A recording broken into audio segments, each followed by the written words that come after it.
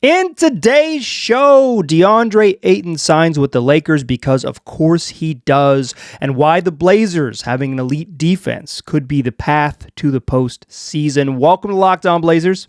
Let's get into it.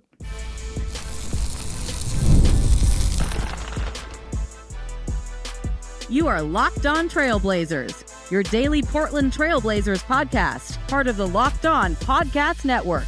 Your team every day. What's up, world? It's your past first point guard and Trailblazers reporter, Mike Richmond. You are listening to another episode of Locked On Blazers, part of the Locked On Podcast Network, available wherever you get podcasts and also on YouTube. Thanks for making this show your first listen, coming at you each and every weekday, Monday through Friday. So make it a part of your daily routine. Make it your first listen and tell your friends to do the same. As Locked On Blazers, your team every day. In today's show, we're talking about two things. Deandre Ayton's tenure with the Blazers now officially over because he's got a new team. It was officially over when they announced that they'd waived him, but he lands with the Lakers. I got some sort of final thoughts on the Deandre Ayton era in Portland now that he has officially moved on to the place everyone knew he was going to move on to. Plus, I did some research about top 10 defenses over the last 5 years in the NBA because the Blazers' path to success last year hinged on being a very good defense. And prompted by a comment on my YouTube channel, I wondered how often have teams that are just straight up good on defense, a top 10 defense in the league, matriculated to the playoffs. I got some research on that I will share with you. It's July. We're crunching the numbers. We're talking DA. Let's get into it. Welcome to Locked On Blazers. Tell your friends about the program because listen, you're not getting this anywhere else. I'm proud to say it. Deandre Ayton signs with the Lakers. Sometimes the stuff that everyone knows and speculates is going to happens because it's obvious and it makes sense. The deal is reportedly for 2 years and $16.6 million, according to Jake Fisher of Bleacher Report and the Stein Line. The second year is a player option. So DA is either going to play himself into more money or he is going to make a little over $8 million in each of the next 2 years. He basically gets the money back that he gave up in his buyout, which makes you think maybe they had already a destination and a paycheck in mind. No one would ever set up free agency beforehand. Listen, Ayton's 2 seasons in Portland were a disappointment. I don't think you can paint it any other way. The majority of his tenure with the Trailblazers was bad. I know he had some bright moments at the end of each of his 2 seasons. A good stretch at the end of his first year after a very, very rocky first 50 games, but a nice stretch at the end of the year in March and April to kind of close the season. And this season, he had a very, very tough stretch to begin the year, and then 8 really good games, and then he got hurt. He was mostly bad. Arguably, the 2 worst seasons of his career came in Portland. Some of that is team context, but also just like he wasn't very good. I think that's just like factually true. Although I'm surprised to learn just perusing the internet that many fans seem to remember it differently. He also didn't play that much. He played 95 games. It's about less than 60% of the games. And let's be clear about what happened. Let's be honest about the situation. Very, very, very few of those were tanking because the first year he got hurt, and then he came back at the end of the season and was finally able to play after he got out of the ice storm, and he played down the stretch. While they were benching other veterans, he played down the stretch that year because he had missed so much time that they just wanted to see him play. And he leaves with a little bit of controversy. There was a story in The Athletic written by Jason Quick about how the Blazers just couldn't put up with some of the way that Deandre Ayton was, right? Tardiness to things and maybe hard to deal with when he got punished for not playing hard during games, like when his spirit was bad against the Jazz. And just they didn't want to basically keep him around because they couldn't handle it just the way he was off the court, and it didn't balance it out with enough production on the court to get it to balance it out, to make that like a fair trade. I can't speak to all of that reporting. My read on that is that Deandre Ayton was fairly well liked in the locker room by his teammates. I don't spend a ton of time at every single game, but I attend a bunch of the games, and I'm in the locker room and an observer, and I talk to folks, and my read on just being in the locker room is that he's fairly well liked by his teammates. I believe he has a pretty close relationship with Delano Banton and Tumani Kamara, but like I don't think he is. I don't think he's everyone's favorite person, but I think he's fairly well liked by his teammates. I think in general he's a person that they like. But like based on what happened to him and the story that Quick wrote, it seems like he's not particularly well liked by other parts of the organization. So if you are kind of like reading between the lines here, I don't think it's like, Scoot Henderson, Tumani Kamara, and Denny Avdia couldn't handle with Deandre Ayton's antics. It's like Chauncey Billups in the front office. We're like, yeah, maybe the juice isn't worth the squeeze. But even if you don't believe any of that, right, and you actually think Deandre Ayton was super chill and fun, because that's how you want to remember him, right? He's played for 2 teams, and both of those teams have made concerted efforts to be out of the Deandre Ayton business. Obviously, the Suns kind of botched the end of the Deandre Ayton business by trading for Nasir Little, Keon Johnson, and Yusuf Nurkic. But like the package is kind of actually a separate entity from the judgment. The judgment was like they were strongly motivated to no longer employ Deandre Ayton. They just kind of screwed up the exit package, right? And the Blazers were motivated to be out of the Deandre Ayton business too. 100%. Make no mistake. Here's a little media literacy for you. It was reported by Shams Charania of ESPN that Ayton, Ayton's representatives approached the Blazers about a buyout and Ayton wanting to play in a winning situation, sources said. That's what Shams wrote in his initial story. I believe that's the second sentence of his initial story on ESPN. Then, when Deandre Ayton signs with the Lakers, this is Shams' tweet. Deandre Ayton has agreed to sign with the Los Angeles Lakers, sources tell ESPN. Between Portland and LA, Ayton will earn $34 million next season. And then he cites the DA's 2 agents, including Bill Duffy. Why are you framing it like he's making $34 million? What does that mean? Who is that for? That's for the agents that are at the end of the tweet, which kind of informs why the first part of his representatives approached the Blazers. Of course they did, because they were going to trade Deandre Ayton, and if he gets a buyout, he gets to choose where he goes. He doesn't just get sent somewhere to Siberia or wherever, Nurmal, Abu Dhabi, like Nurmal. He doesn't get Nurmaled. He gets to choose. Of course, he approached the Blazers because he didn't want to get shipped out of town. According to Michael Scotto of Hoopsite, and I'm quoting here, Portland had trade discussions with several teams interested in Deandre Ayton. However, the Trailblazers made it clear that they didn't want to take on any multi-year contracts in return, which made it challenging to find contracts and players to match his $35 million salary. As speculated here a cajillion times on the podcast, the value of expiring contracts is taking back bad money from other teams unless the player's good, right? But like when players have limited trade value, if you think that the fact that they're on expiring contracts is the thing that pushes their value over the top, it just quite frankly is not. Look what Anfernee Simons got traded for, someone who I think we all perceive have a very, very limited trade value. They attached 2 seconds to him in order to acquire a huge contract of 35-year-old Drew Holiday.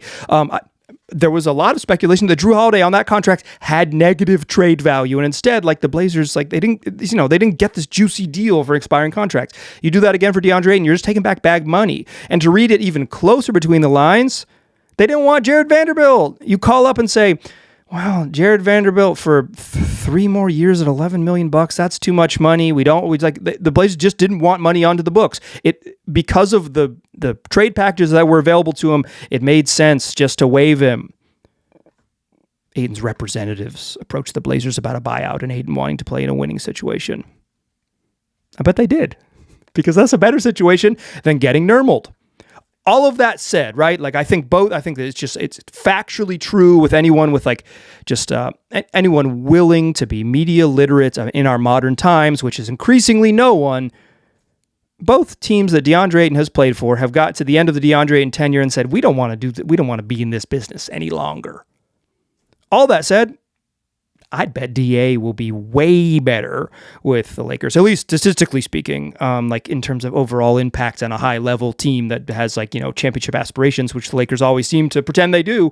I don't know about all that, but I bet DA's stats will be way better. I bet he will be much more efficient. I bet he'll be a better pick and roll player because in Portland, he never played with a real actually talented pick and roll guard.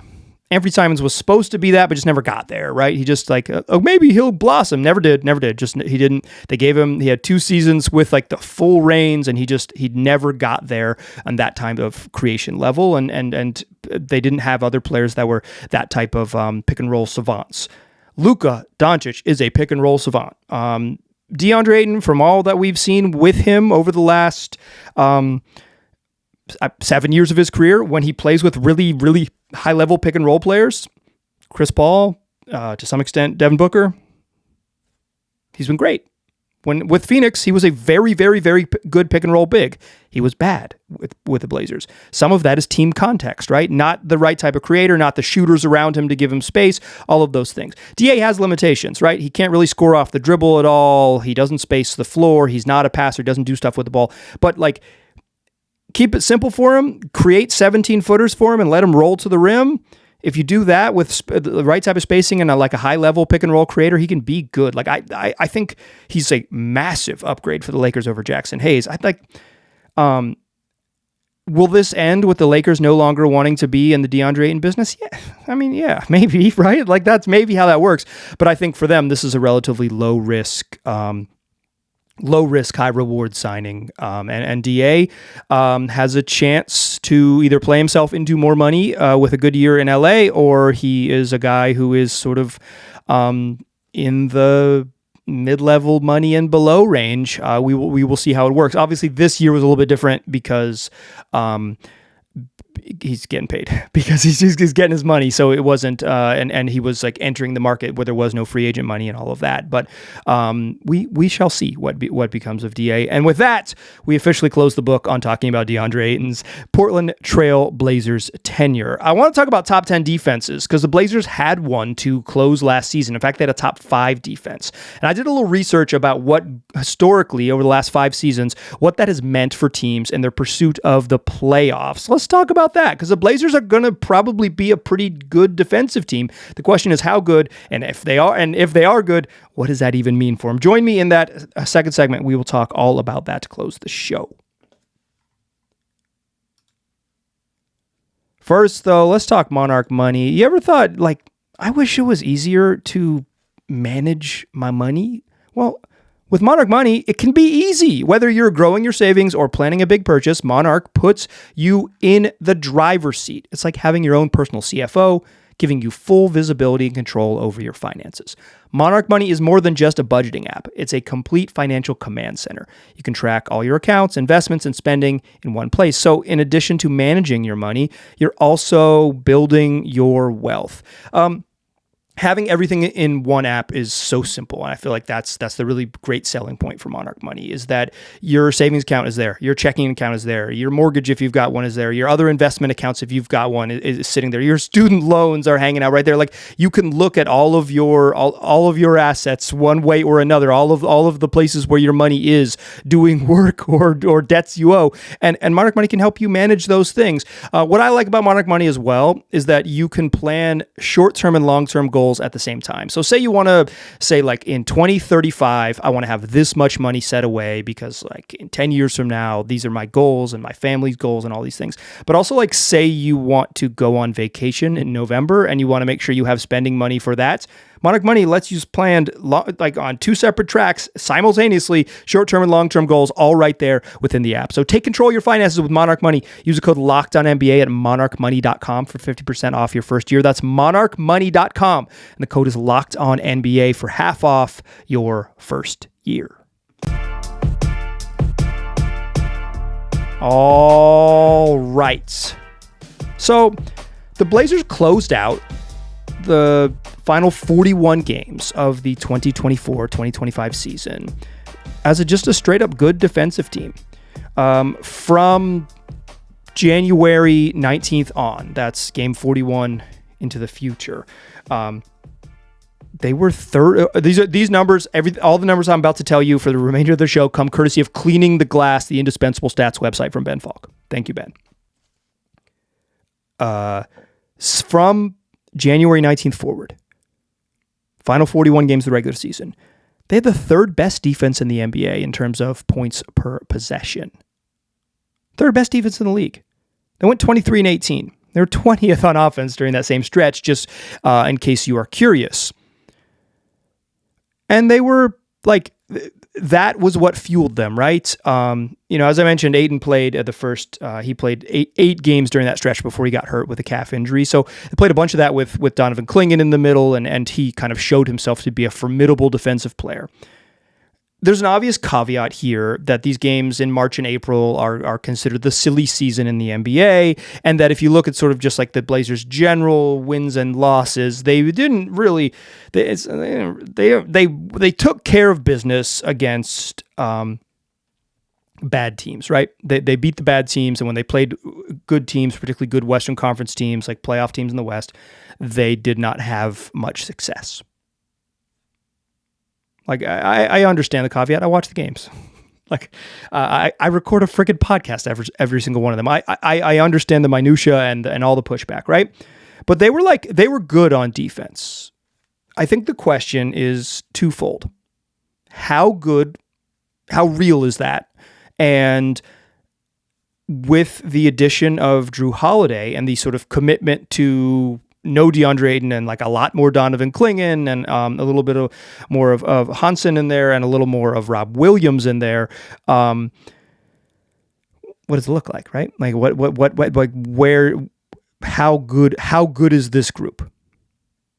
Because you would assume that even with Drew Holiday's struggles, as his last season when he had a down year, he's certainly a better defensive player than Anthony Simons. And they barely had Matisse Thybulle last season. You're going to put him in, a former all-defense guy who is, even if he's not like an all-defense level contributor over the last few years, wreaks havoc on defense. So like a lot more Thybulle, a lot more Drew, no Anthony Simons.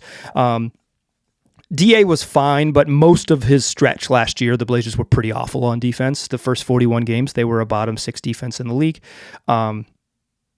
The 8 games he played though, they were rolling. He was good. He was good during that stretch, and they were good during that stretch for sure, no doubt about it. I want to cite myself here though. On a March 19th episode of this very podcast, it's a good thing about doing this all the time. Sometimes I can revisit things I talked about, but I mentioned like kind of how much of the Blazers' success is real. That was like a question, as we got to the end of March, like how real is this, right? Heading into the final month of the season. And I had mentioned in that particular program that part of the Blazers' secret sauce was that teams were just missing 3-pointers against them. And that's only so much in your control. I think the smart people who do this suggest that you almost have no effect. The larger data says that you almost have no effect once sort of the ball is in the air on 3-pointers. I think you could quibble with that a little bit because sometimes you see a really good closeout, and not all threes are created equal. But in general, because of the way teams hunt threes, because of spacing in the league, and because of players' general comfort taking relatively contested threes, and I think we can say like, oh, that's a good contest, but like for in the NBA, the math maybe suggests that like doesn't matter. But if the strength of your defense is built on teams missing threes, there's probably a little bit of just luck in there. How much luck is maybe what you're asking yourself. But as I mentioned in the March 19th episode, the Blazers they're benefiting from this. And so I went back and revisited those numbers. From January 19th on, this is the second half of the season, the Blazers were 7th overall in defensive effective field goal percentage. EFG is a field goal percentage while understanding that 3-pointers are worth 50% more than 2-pointers. It is factoring the value of threes. So they're 7th overall in defensive effective field goal percentage. Very good, right? Making teams miss shots is a big part of defense.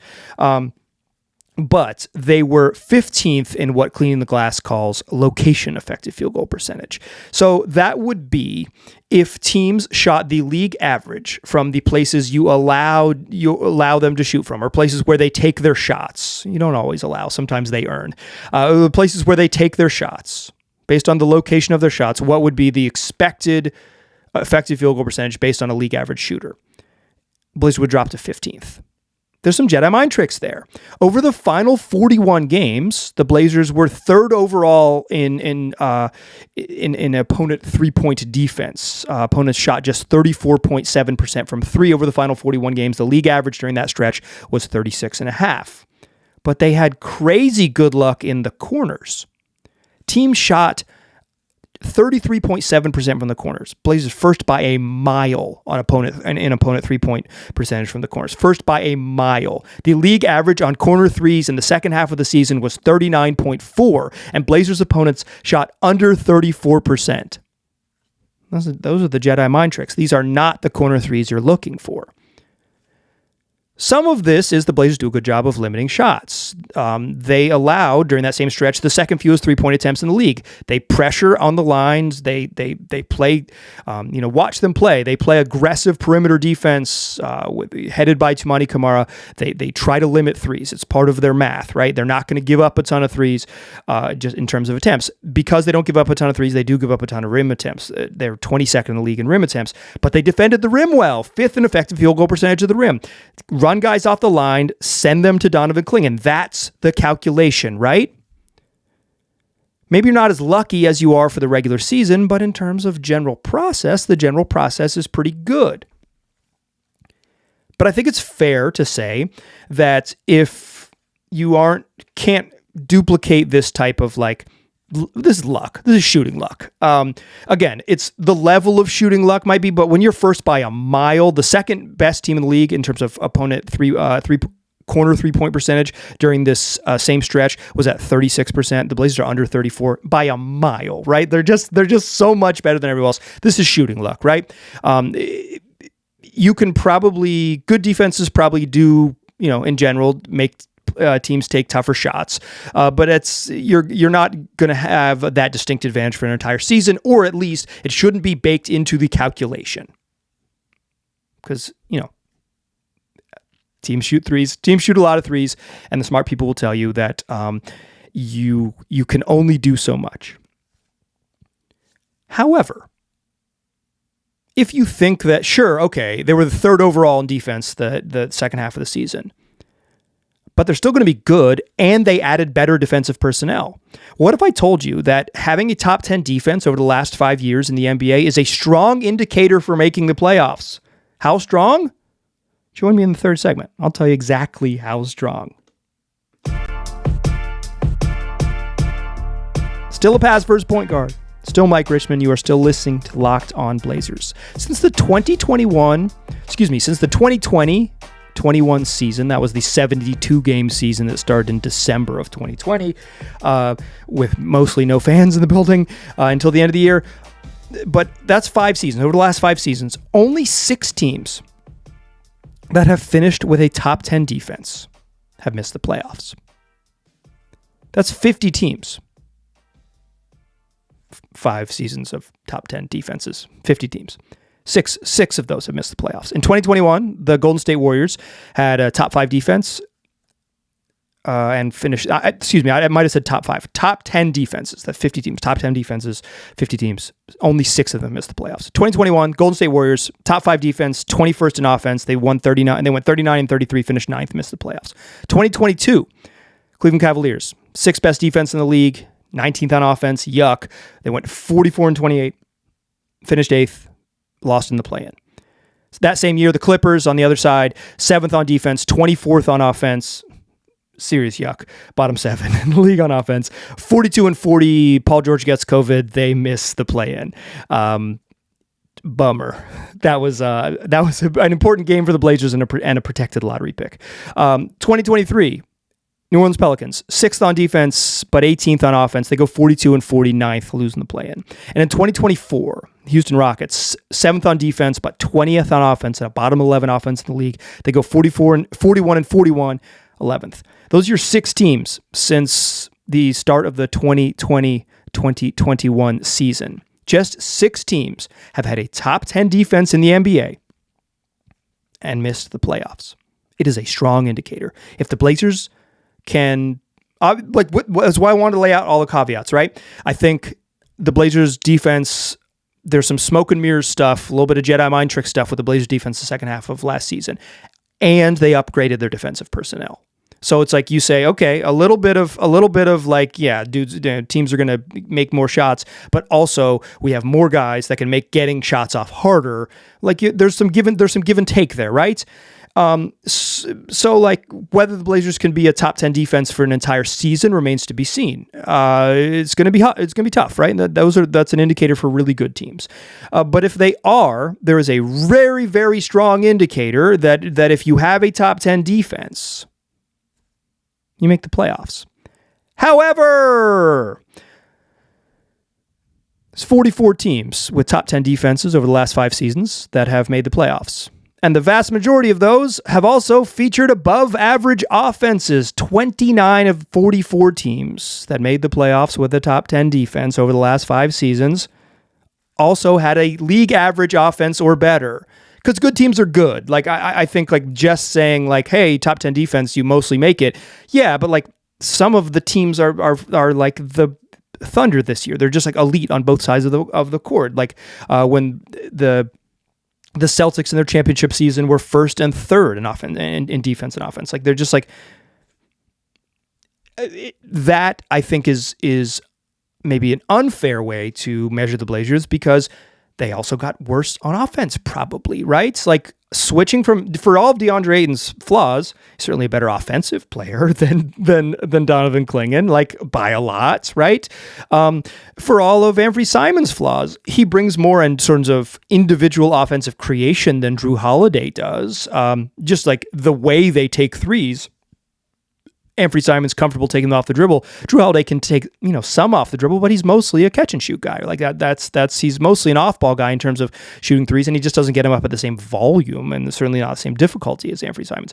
Like the Blazers were a bad offensive team for the majority of last season, all of it taken as a whole, 20th when during their good stretch when they went 23-18, still 20th on offense, and they probably got worse as a shooting team this year, right? So I think comparing them and saying like, okay, top 10 defense is a ticket. It's like, nah, call it the 2025 Miami Heat warning. Over the last 5 seasons, the Miami Heat last year were one of just 15 teams to make the playoffs with a below average offense and a top 10 defense. Miami last year went 37-45 and finished 11th in the East and then won 2 play-in games to make the playoffs. So that's more of an outlier situation, right? It is most of the teams that make the playoffs. This is crazy. I'm going to blow your mind with this to close the show.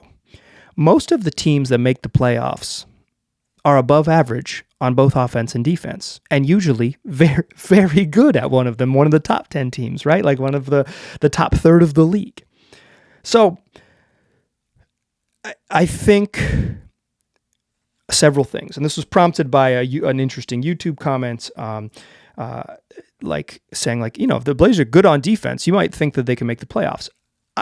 I think there's a path, right? Because I think it has been a strong indicator over the last 5 seasons that being good on defense gets you a puncher's chance, right? Because even the teams that have had a top 10 defense and missed the playoffs, the Warriors were 9th in 2021. In 2022, both Cleveland and the Clippers finished 8th. Again, New Orleans finished 9th. Houston finished 11th. But they were 41-41 in a year where the teams that made the play-in won 48 games when the West was just balling in 2024.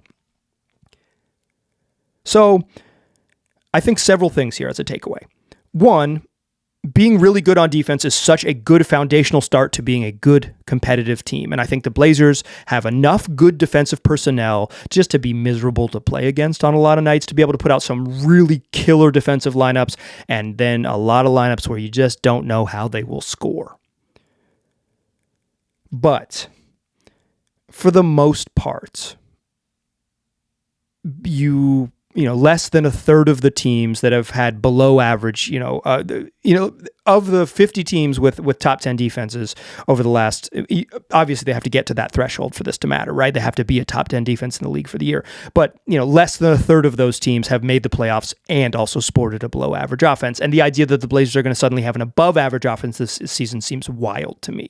So you're really talking about a relative long shot if they were to get in there, and, like a play-in, at least a play-in game, if not two, to make it. And what I didn't drill down on super hard here is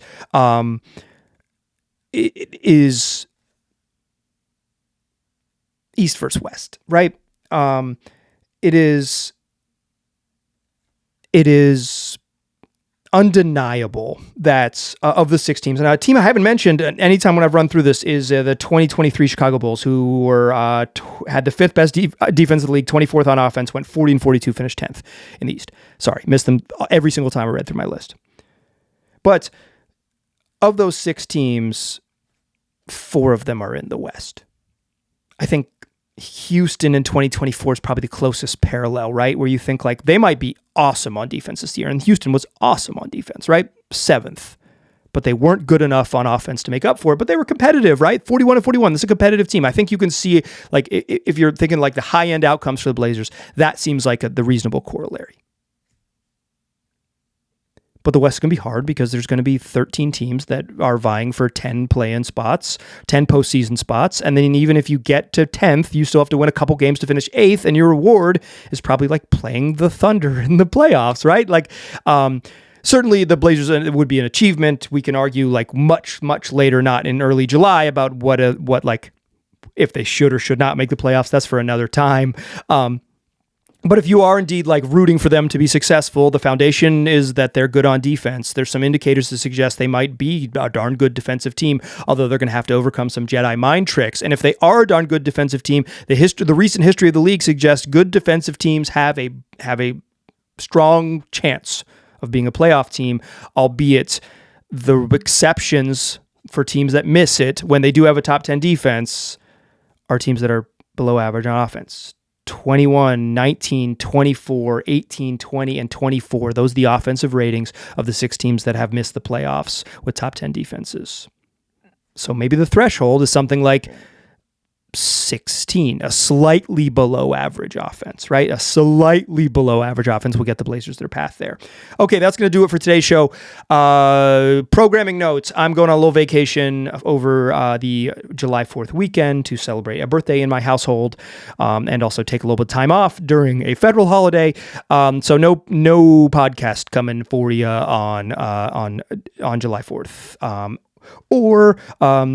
So you will, this is in your feeds. This is Thursday show, July 3rd. There's not going to be one on July 4th, but I will be back next week with 5 more shows. If this isn't one of those situations where if something big happens, I'll pop on. If something big happens, you'll hear from me Sunday. I assume the Drew trade will be official, so we'll probably talk about that or whatever else happens in the league. Come back for more shows next week. Enjoy your time off if you do indeed get it. If you don't, enjoy whatever you can. Life's hard. I appreciate you listening. Tell your friends about the show. I will talk to you soon.